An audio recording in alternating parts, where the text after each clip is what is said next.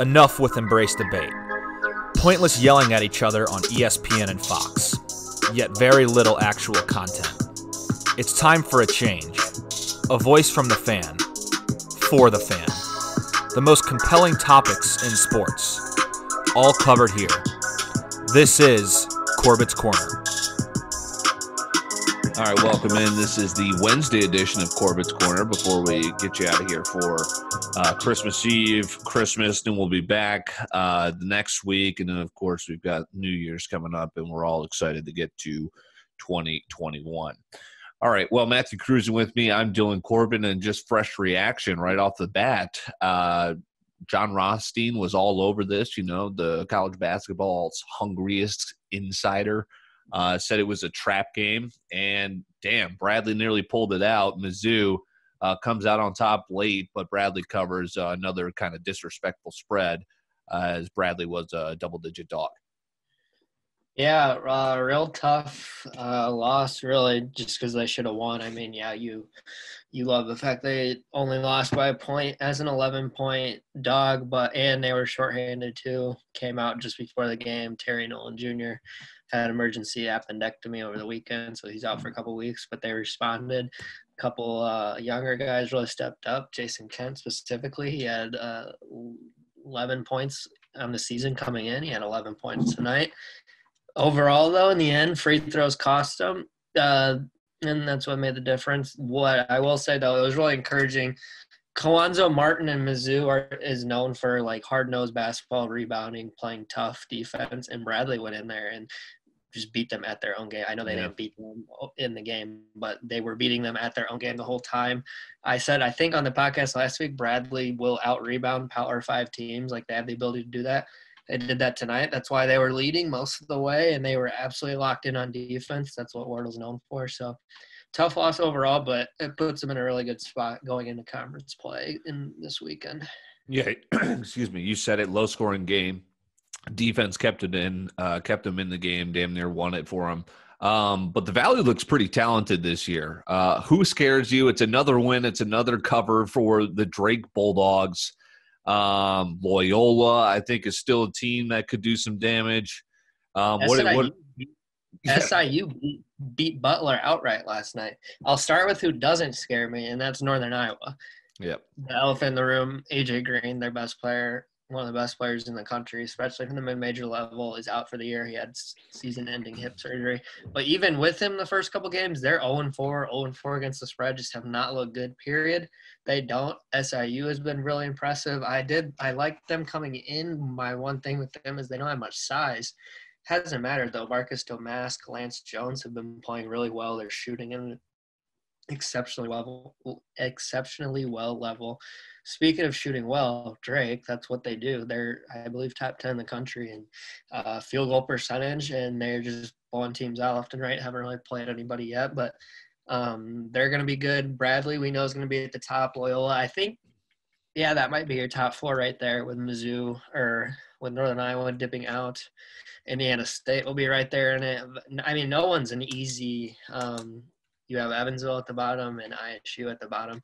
Other than that, all 10 teams are competitive. I think Bradley does have and I haven't seen a ton of everybody yet, but Missouri Valley is playing back-to-back, so a lot of conferences will be. I think that plays well to Bradley's depth. They can go 10 or 11 deep if they need to.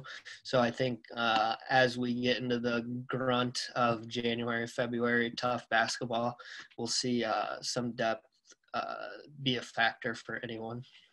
And COVID's made this tough early going, but I think we've kind of got the top teams that we thought going in kind of right there, right? Gonzaga, Baylor still undefeated, Kansas, Iowa, Villanova all up in there.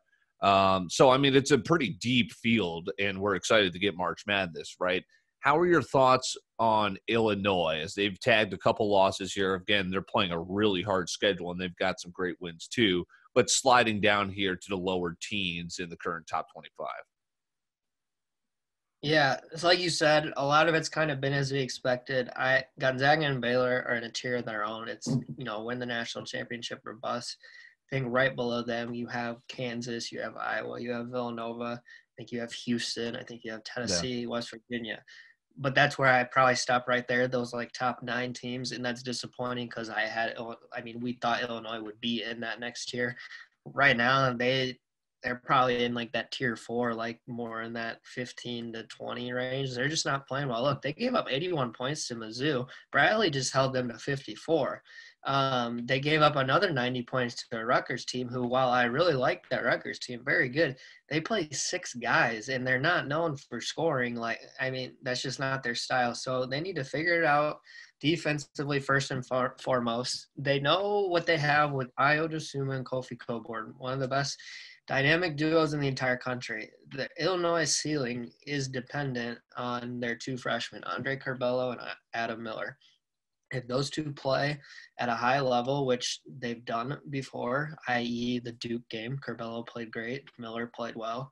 But then if they don't show up like the Baylor game or like this Rutgers game, they're going to really struggle. That's kind of been the tale of their season so far. When those 2 are playing well, they've won those 5 games, and they don't. They've lost 3 times. Like you said, Big Ten is a absolute bear, though. I think there's 17 in the top 25 right now. That's another conference. I think you have 14 teams, the Big 14. But all but 2 or 3 of them are going to be competitive and can beat anyone on any night.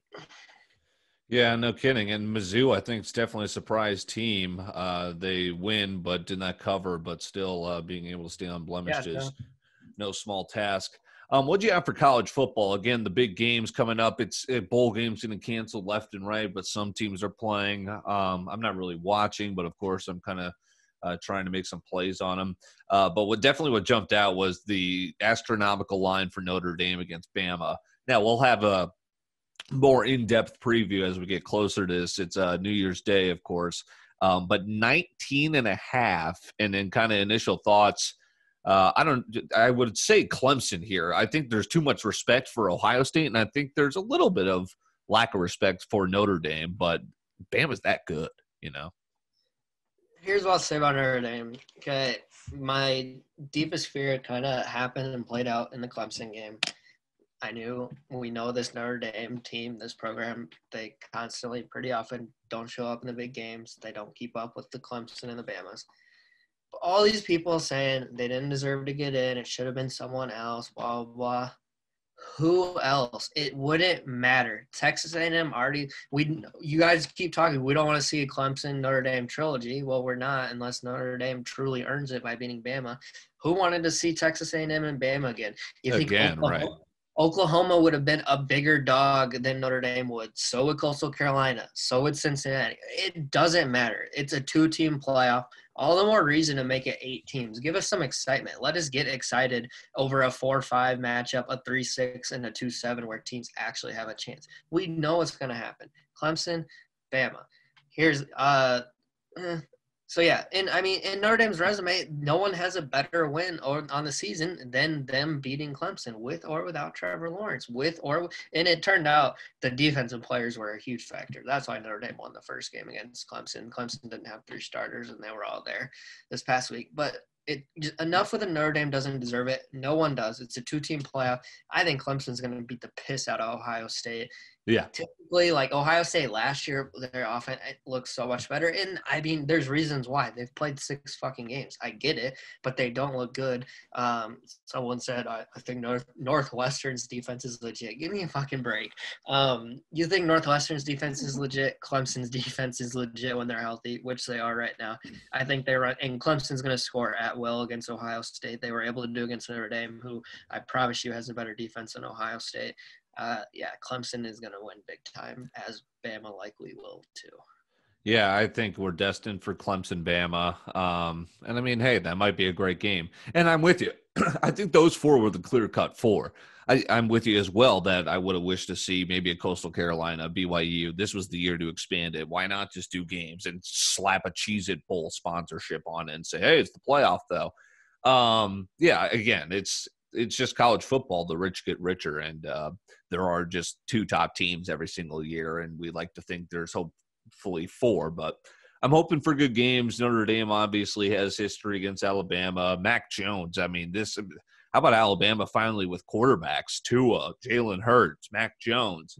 So it's going to be incredible. Ian Book is last game, right? So can he go out? His legacy's not going to get stained in any way, right? He's going to go out no matter what, even if it's a blowout because it's against Bama. No, his legacy can't be stained because he's not doing what he's doing is just what every quarterback before him in the last 20 years, specifically in Brady Quinn, have done. I mean, they didn't win the big games either. Yeah. It's Joe Montana, it's Brady Quinn, it's Ian Book statistically, maybe a little Tony Rice. He was the only one who could win championship.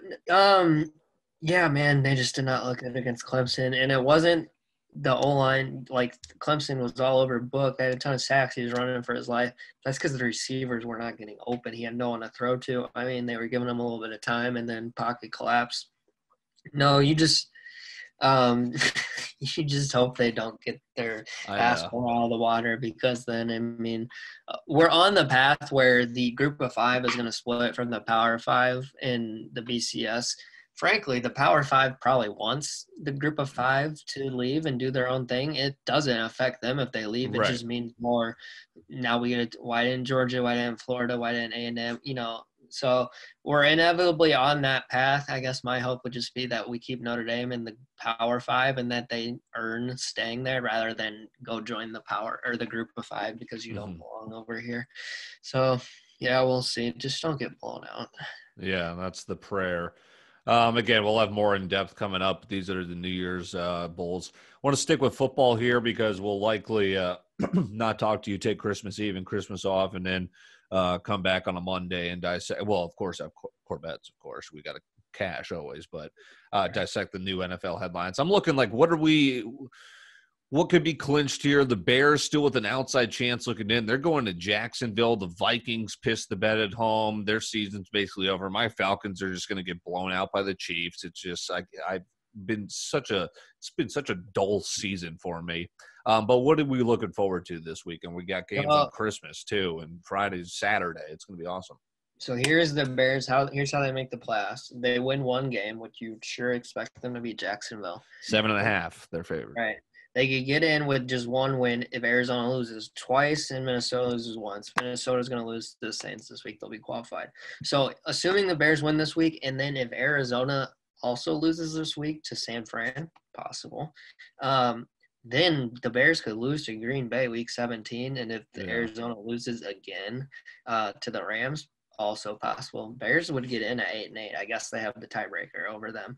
So obviously, and then if they go 9-7, probably not going to be the Packers. I'm trying to think, would the Packers sit people? No, they'll be playing for the number one seed, so they will not be sitting anybody. They'll definitely be trying to get that by.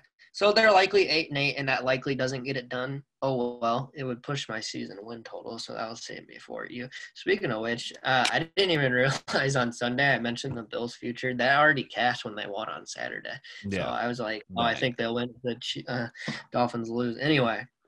So yeah, outside looking in, I guess, for the Bears, if anything, it's a meaningful football week 16, week 17. Yeah, they could have been higher up in the draft, 6 or 7 spots. Trubisky's just pop up the pick too, so it's fine.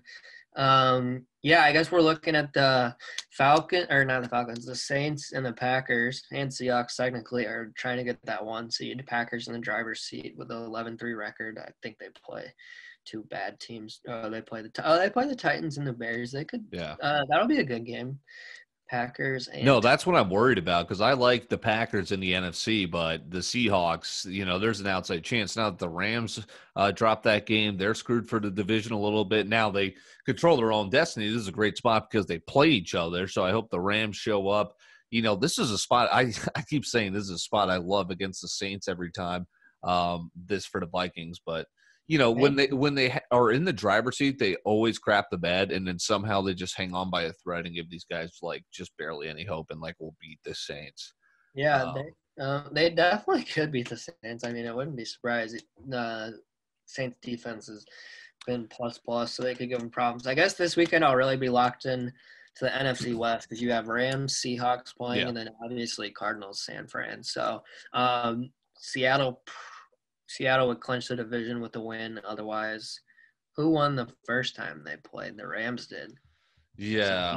Then the Rams would be in the driver's seat, same record and both wins over the Seahawks. Yeah, I'm definitely gonna be locked in the NFC West. What do we got in the AFC? Anything? I mean, we talk about this a lot with I guess college football. It's gonna be Bama or Clemson, likely Bama. It's gonna be Kansas City here. There's just no doubt about I it. think it's I going to will be. say though. It's going to be Go ahead. competitive. Like the Bills could probably do something because they had experience last year. Josh Allen's kind of thrown around like a crazy man. He's a little more disciplined now. But yeah, I literally took this the other day. I took Packers Chiefs, which was basically chalk plus 400 as a possible Super Bowl matchup. And then I can't take this as a bet, but I was thinking about I think the Bills could get there. Ravens making some noise, but they might be a team that has a great record and get left out of the playoffs. Dolphins also are in that slot. AFC could be interesting, but again, it's just tiers, and the Chiefs are just above everyone else. The Chiefs really are above everyone else. Buffalo, they have looked really good. They probably have the best defense out of most of those teams outside of Pitt. They're not going anywhere. Mm-mm. What I will say, though, is a team like Tennessee or even a team like Cleveland, but here's why. Their style, the Kevin Stefanski type offense, Tennessee runs the same thing. Keep the ball away from Mahomes. Get a fluke play here, get a fluke play there. Maybe it's Clyde Edwards-Helaire fumbling. Maybe it's a tip pass turned into a pick. You just need one or two, and right now, the way both of those offenses are playing, I mean, Tannehill's playing at an elite level. Baker Mayfield is actually playing at an elite level. Yeah, they play the style that they could trip up Kansas City. Obviously, I don't expect it.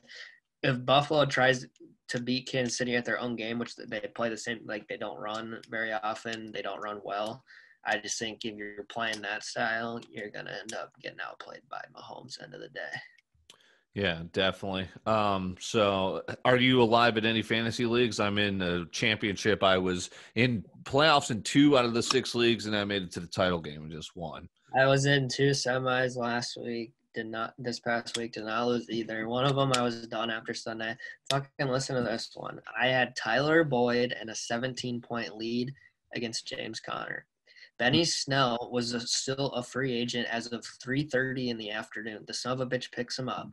Boyd gets a fucking concussion early in the game, 0 points, and Benny Snell sneaks out 18 to beat me by 2. I'm livid, dude. Good Lord. Come on. And that's not even the worst beat. I saw someone, he was down he was down like half a point. And he had Juju and Ebron, and he ended up losing because Juju got negative. Oh, my God, yeah. It wasn't PPR or something, and Ebron didn't have a catch either. So, just crazy stuff happening because of fucking injuries yesterday. That's brutal. We'll get you out of here with this. Again, this is the Wednesday edition of Corbett's Corner. Matthew Ice, Matt Cruz, and I'm Dylan Corbett. NBA started today. Chalk prevailed. I mean, KD showed up. Nets blew out the Warriors. Warriors are still not going to be good. Clay's injured again. I was just looking at tomorrow's slate. It's a full slate. How about this? The Garbage Bowl. Pistons T-Wolves. Oh, come on. That's got to be Pistons. They're at home, -4.5 at the Target Center. That's interesting. Another good game is Bucks Celtics. But, yeah, the NBA is back. Like you said, or you didn't say this. I'm not a huge NBA guy myself, but I like paying attention to the draft and stuff like that. Just new guys in the league. I think Killian Hayes might be one of the best rookies, if not rookie of the year. So Detroit's got some. Are you out of Detroit since Reggie? I'm done. Yeah, I was just saying. I'm thinking you turned into a little T-Wolves guy. I might have to hop on the bandwagon. Well, so right when I moved here 4 years ago, was when they traded for Jimmy Butler that summer. There was so much momentum, attention. They were actually good that year. They snuck in as the 8 or the 7 seed, but they would have been the 4 or the 5 if Butler wasn't hurt. But then it's just taken an utter turn for the worse. I pay attention here and there. You got the Rubio back in town, and just all the homecoming sob stories of this pathetic sports town have been all over the last couple of weeks. But then you got Malik Beasley, who they gave a 4-year, $60 million extension to. But the headlines you hear about him are what's going on with his court proceedings. He was arrested a couple of weeks ago with like a ton of drugs and on accusations of violent threats, like a felony level. He pleaded guilty to something. He got other charges dismissed, and he's got to serve like 120 days, but they got it pushed back to the end of the season. And then as that was going on was when the Wolves gave him the extension. Like, we believe in you. Like, what a fucking time to do that. Yeah, we'll see. I mean, they actually did a miraculous job somehow getting Wiggins this contract out of town last year. Mm-hmm. They have Karl Anthony Towns, who can't play defense, but Russell. I mean, they're fun players. yeah, and D'Angelo Russell. they'll be scoring. They'll score 150, but more times than not, they'll give up 160. So definitely play the overs on them. Yeah, no kidding. All right, that'll do it. Hope you guys have a happy holidays. We'll be cashing every single day on Corbett. Brendan Duarte, he is on today too. Jackpot, we're up over $80. I'm itching to give that away. So make sure to follow Corbett's on Twitter. He's Matt Cruz and I'm Dylan Corbett. Take care.